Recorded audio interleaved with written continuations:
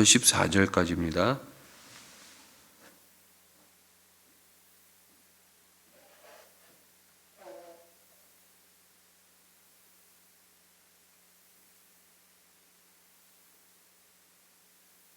에베소서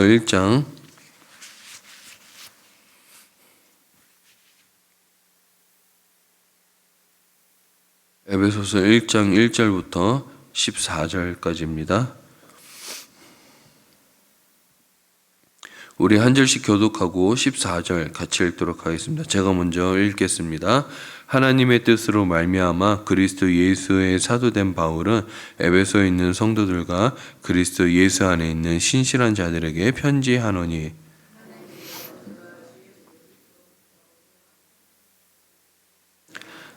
찬송하려다 하나님 곧 우리 주 예수 그리스도의 아버지께서 그리스도 예수 안에서 하늘에 속한 모든 신령한 복을 우리에게 주시되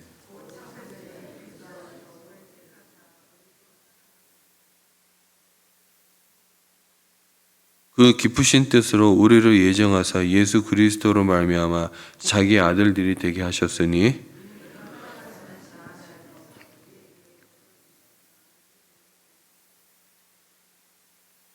우리는 그리스도 안에서 그의 풍성한 그 은혜의 풍성함을 따라 그의 피로 말미암아 속량 곧 죄사함을 받았느니라. 그의 뜻의 비밀을 우리에게 알리신 것이요 그의 기뻐하심을 따라 그리스도 안에서 때가 찬 경륜을 위하여 예정하신 것이니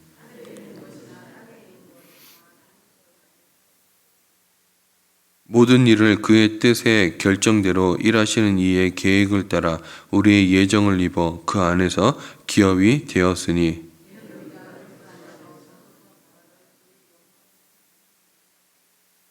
그 안에서 너희도 진리의 말씀 곧 너희의 구원의 복음을 듣고 그 안에서 또한 믿어 약속의 성령으로 인치심을 받았으니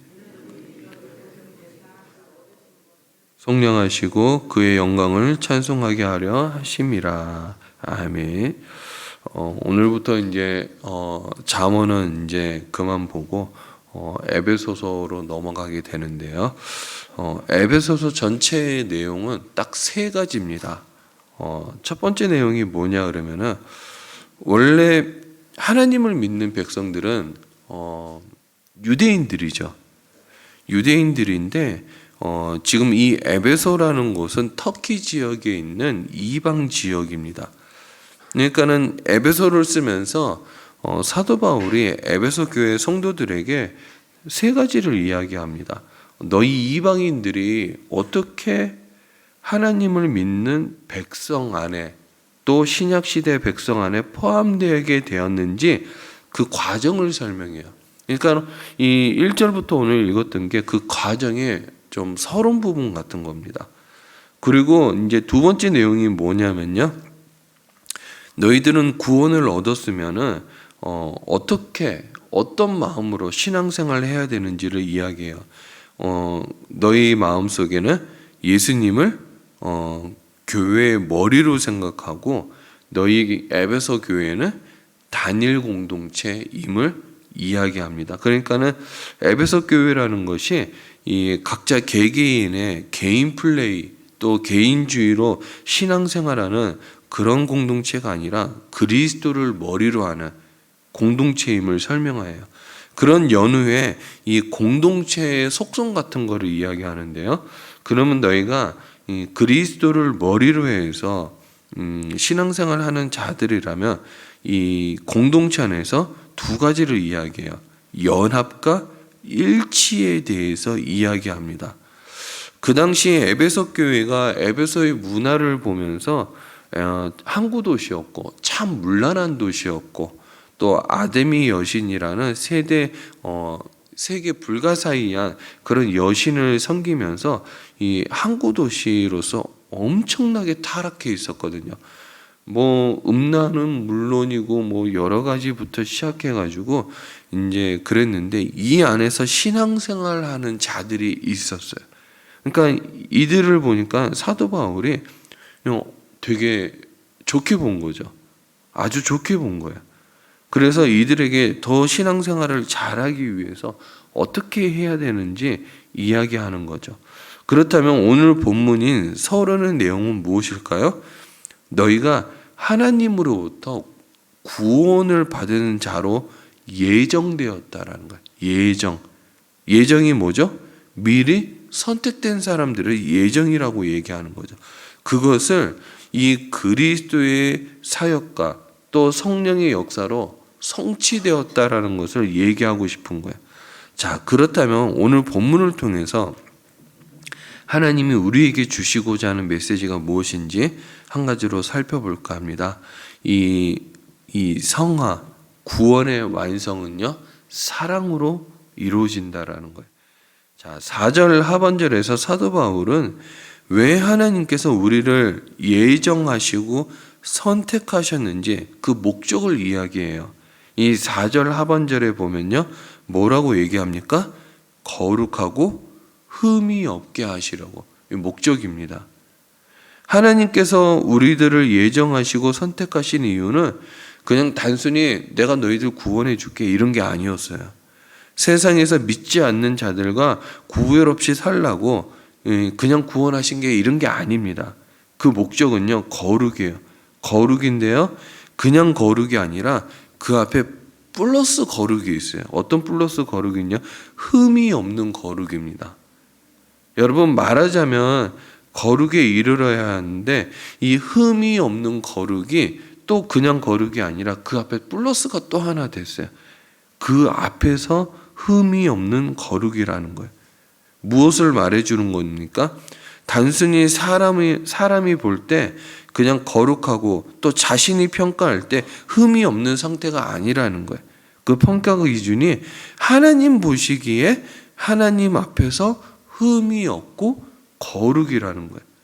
여러분, 우리가 이루어야 할 구원은요, 이 하나님 보실 때 이 거룩하고 흠이 없는 그런 거룩이라는 거예요. 여러분, 왜 사도 바울이 이런 말을 했을까요? 그 당시 유대인들이 행하는 이 신앙생활의 의의 기준은요, 전부 사람이었어요. 사람 보이기에 그냥 내가 단정하게 행해야지. 요즘에도 이제 그렇게 신앙생활하는 사람들이 익숙해진 자들이 많아요. 교회 오면은 다 거룩해요. 교회 오면은 다 흠이 없으려고 노력을 해요. 그래서 교회 안에서는 말 한마디라도 조심합니다. 교회 안에서는 그렇게 행동. 근데 밖에 나가면 삶이 달라지죠. 당시 유대인들은 다른 사람들이 자신을 어떻게 볼까? 이게 되게 중요했어요. 그래서 이 사람들이 어떤 사람을 만나느냐에 따라 가지고 삶의 기준들이 달라졌던 거죠. 그래서 베드로가요, 한때 사도 바울에게 혼난 적이 있었어요. 외식하는 이유 때문에. 그러나 하나님께서 우리를 부르실 때요, 하나님 안에서 성도를 택하고 부르심은 그냥 사람들을 보여주기 위한 그런 거룩의 기준이 아니었어요. 이 구원의 기준이 아니었다는 거죠. 하나님 앞에서, 이 하나님 앞에서라는 말이 참 중요해요. 하나님 앞에서 흠이 없고 거룩하게 하시려고. 이거는 사도 바울의 개인의 얘기가 아니었어요. 예수님께서 하신 말씀이었어요. 예수님께서 산상수훈에서 뭐라고 얘기했냐 그러면요, 너희는 서기관과 바리새인보다 낫지 못하면, 뭐가 낫지 못하면요, 의가 낫지 못하면 천국에 들어가지 못하리라. 그러니까는 어느 정도 우리가 노력해야 되는지를 설명해 주는 이 구절입니다. 사람에게 보이는 차원의 것이 아닌 거예요. 하나님 보시기에 사람이 하는 것보다 더 잘해야 된다라는 거예요. 하나님 보실 때 흡족하게 너희는 서기관들과 바리새인들이 노력하는 것 이상으로 더 노력해야 된다라는 거죠. 그러면 목사님, 서기관들과 바리새인들은 율법을 꿰고 앉았는데 우린 율법을 꿰야 됩니까? 라고 반문할 수 있어요. 근데 하지만 사도 바울은요, 여기서 한 가지를 이야기합니다. 우리가 율법을 안다고 해서 구원을 받는 게 아니라는 거예요. 이거를 이해시키기 위해서 사도 바울은요, 우리가 흠이 없고 거룩하게 되기 위해서는요, 사랑 안에서라는 거예요. 사랑 안에서. 이게 오늘 본문의 결정적인 단어입니다. 하나님이 우리를 예정하시고 우리가 구원받는 데는 사랑 안에서 이루어져야 된다라는 거예요.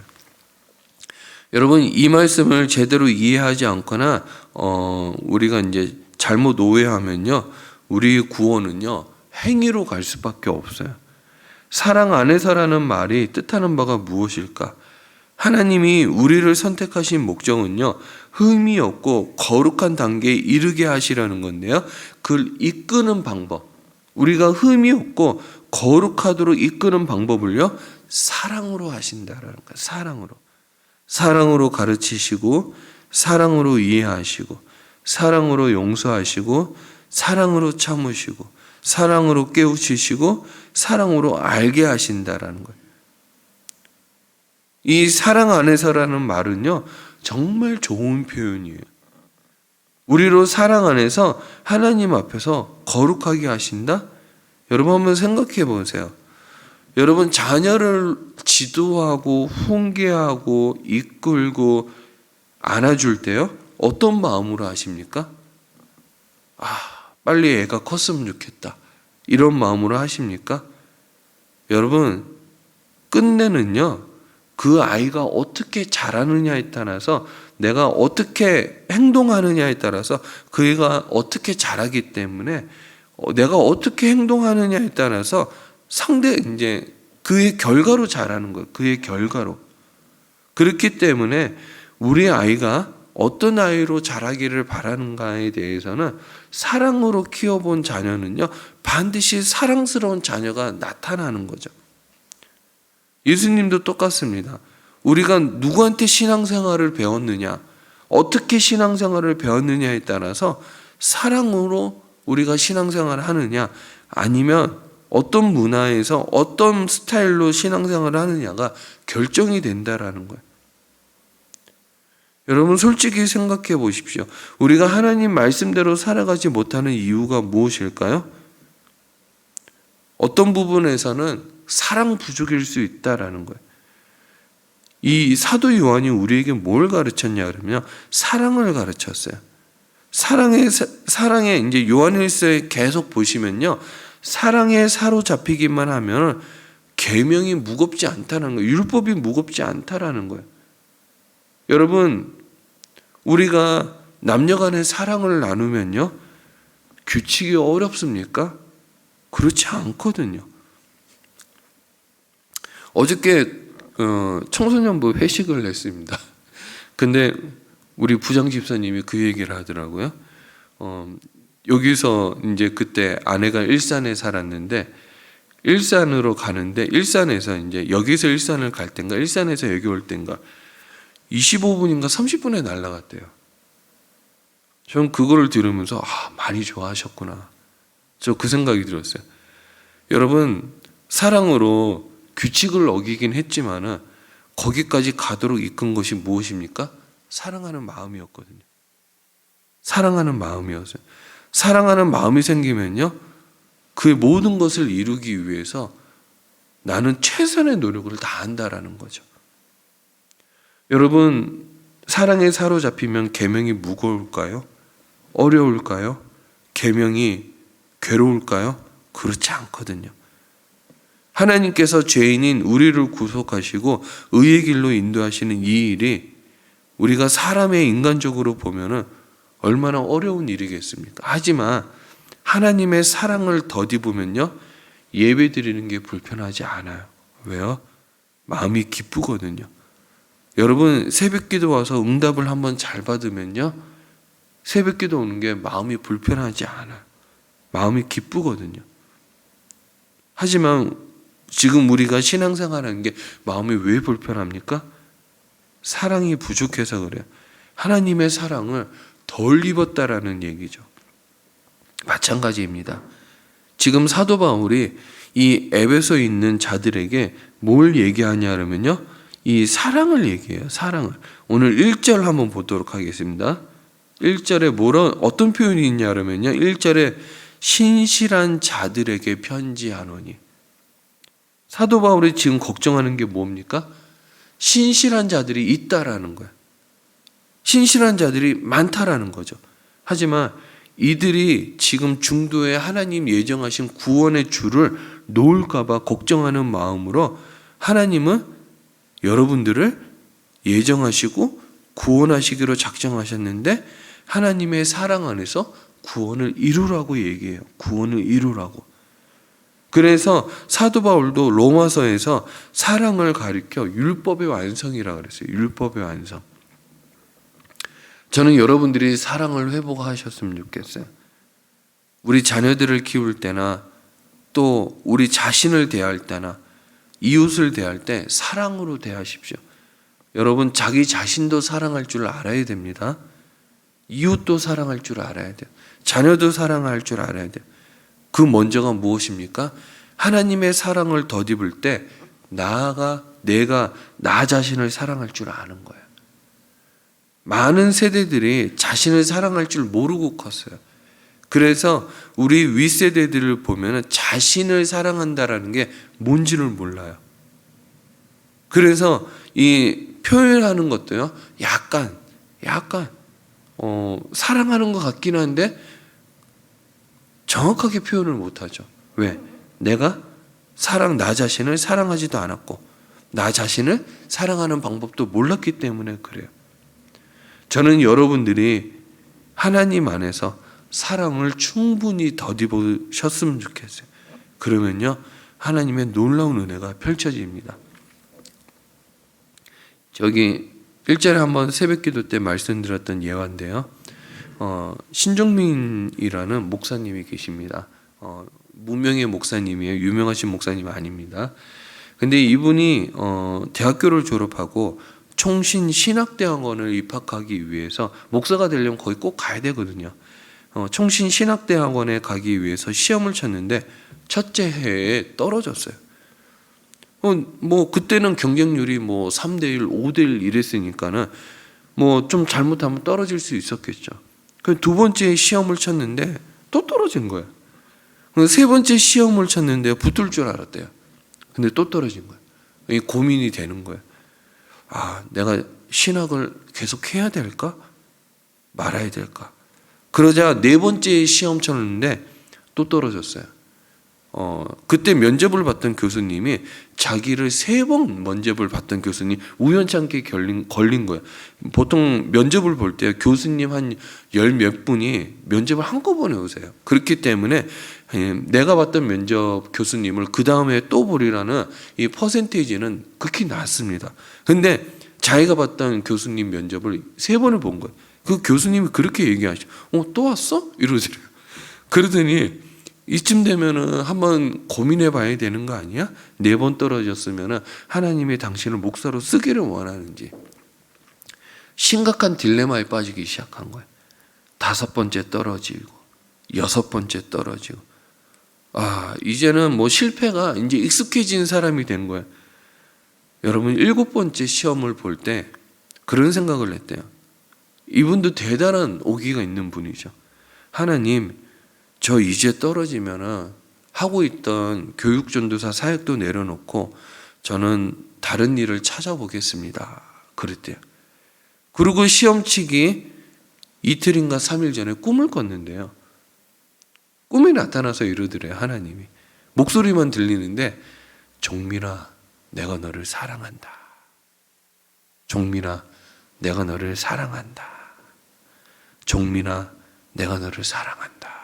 이러시더래요. 그리고 그 해 시험을 쳤는데 하나님 붙여주셨다는 거예요. 그 신종민 목사님이 그때를 회고할 때 직접 이제 들은 얘기입니다. 엄청나게 울었대요. 학교 통지서를 받고. 여러분, 하나님의 사랑이라는 것이 우리에게 옵니다. 근데요, 우리가 그 사랑을 어떤 식으로 받아들이냐가 그게 문제예요. 그래서 내가 원하는 방식으로 받아들일 건가? 하나님이 원하시는 방법으로 받아들일 건가?